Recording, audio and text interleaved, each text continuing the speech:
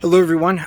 So I've already started recording this video and I realized I get long-winded and I'm going to try to make this as quick as possible because the last time I tried to record this, it just went on and on. So I'm just going to go ahead and go through my likes and dislikes on what I like about the Bronco, what I dislike about the Bronco, and try to do it a little bit more quickly so that I'm not wasting y'all's time and just, mumbling and filling time.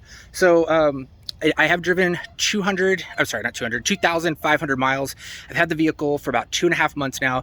So I figured, I feel like I know enough about the vehicle to give you my likes and dislikes about it. So I'm going to start off with the likes.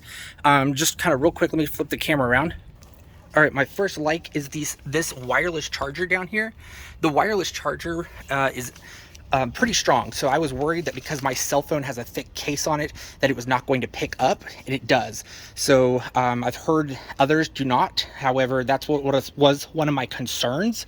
I'm happy to report that it does still charge, even with a thicker case. So kudos to them for putting in a very reliable and durable wireless charger. And my second like is these cameras right here. So you have cameras on all the mirrors and in the back over here, like right there, and in the front right here. There's a camera. So the reason why I like all these cameras is because the 360 view that it gives you when you're backing out of spots or when you're trying to go off-roading, you can see the sides of the cliff, sides of the road, sides of your curbs to make sure you're not going over an edge or falling off a rock that's too high. So I really like that, and the quality is really good too. I really enjoy those cameras. The next like I have is and I just took it off already. I left them back at the house. So is the top off and on. So there's these latches up here, and it's really easy to just pop off your roof, as you can tell, because I just did it this morning. But it's just a twist. It's a twist latch and then like a pull latch. So, and once they pop off, it's not one full piece. It's actually separated into two, which makes it a lot easier to remove and store. So that's the other thing I really like. The back half is actually bolted in, so you need some tools to actually take it off. And I think it's these bolts right there. And I believe there's like another one up there in the corner. So that one's a little more difficult. I think you need two people for it. So I'm only one person. That's why I left it. So the last like I have is the sheer size of the vehicle. Before I bought the vehicle or put the order in, I had no idea how big this was going to be. I was very impressed with the size and its overall shape. Like the width of it is much wider than a Jeep Wrangler, and I was not expecting this to be as big as it was, and I'm happy that it was. I was hoping it wasn't going to be just some tiny little Cracker Jack box vehicle. It's fairly wide. It barely fits in my garage. I have to be very careful with it compared to my last SUV, and it sits about, I would say, these tires, I'm 6 foot, these tires come up to like my mid thigh, and then the roof alone, it's taller than me. So I've never had an SUV so tall before. I love it. I love how tall and how high you sit up in the vehicle. I'm very impressed with that too. So those are all my likes. Let's go through my dislikes. Okay, so the first dislike I have, it's going to be hard to show you, and I don't know if I'm going to be able to actually even explain it correctly. But when you turn on the vehicle, there's a Wi-Fi signal that comes out of the vehicle. It connects to your phone, and then it messes up your Wi-Fi for the rest of the day when you go inside your house. So it's like it's still trying to connect to your vehicle outside in the garage, and it's I don't know how to explain it, but it all of a sudden it just gives you like an extra Wi-Fi signal that's now linked onto your phone, and you have to disable it in order to pick up other Wi-Fi. So that was a little annoying. I had to like fully just disable all Wi-Fi, and just to get rid of it, because it was annoying going from car to house. I just figured not going to do that anymore. So I don't even need the Wi-Fi in the car. You're driving. You don't need Wi-Fi.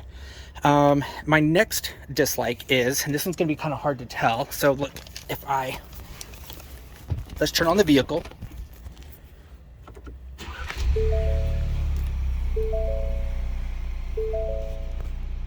And so the response time that you get when you turn up and down the air there's like a delay. It's like a few seconds delay. So let's see if I can show you what I mean. Okay, so I don't know if you can hear, the air is blowing right now. And I'm not talking about the response time from when you hit the button to where it displays on the screen. That's responsive very quickly. What I'm talking about is the action itself. And it does this even with the music too. So for example, if I were to, hold on. Sorry, I had to go chase my dog because she's out there. The car's still running. She's out here running around chasing these geese. So I had to jump out of the vehicle because she's clear across the other side of this pond. I had to make sure she wasn't going to go in traffic. Come here. Come on. At least she listens. Come on, let's go. Let's go. Come on, up. No, where are you going? Come on up. Oh, ow. Good girls. Okay, back to what I was saying. Okay, so the response time. The buttons respond very quickly. Now watch. I don't know if you can hear the air, but I'm going to hit the button to turn down the air, and then there's a few second delay, which I've never had in any vehicle ever before. So hold on, let me try to hold this correctly. Okay, so here I'm going to hit the button to turn it down. And I did it, and now it goes down. So it's like, it's not as quick whenever you turn. It does it even with the volume too. As you turn up and down the volume, it shows it's doing it, then it does it. So there's almost like a 1 or 2 second delay. It's annoying, and it's very minute, but you'll notice it when you're doing. The reason why it's so annoying is because when you hit the down button for the air, you're thinking, oh, it's not down enough, but it hasn't even caught up. So you keep hitting the button down, and before you know it, you've just turned it all the way down because it hasn't caught up with itself. So it's almost like, if they could just fix that delay, that would be great. The other dislike I have is this auto start stop button right here, and it automatically goes into, let me shut the door. So it automatically goes into normal on here, like normal mode. And if I put it in neutral and change it to sport mode, it automatically turns off the auto start. Down here, well, I think once I take my foot off the brake, it'll turn off, but it illuminates, so that way it doesn't start and stop every time you come up to a red light, which is annoying, or a stop sign. So I hate the auto start stop, and that's the only way to disable it. There it is. So there's only, right there where it has the A with the line through it, the only way to disable it is either hitting the button down here every time you start the car, or if you have it in sport mode. Those are the only 2 ways. Otherwise, you're screwed. You got to have the engine turn off every time you come to a stoplight or red light.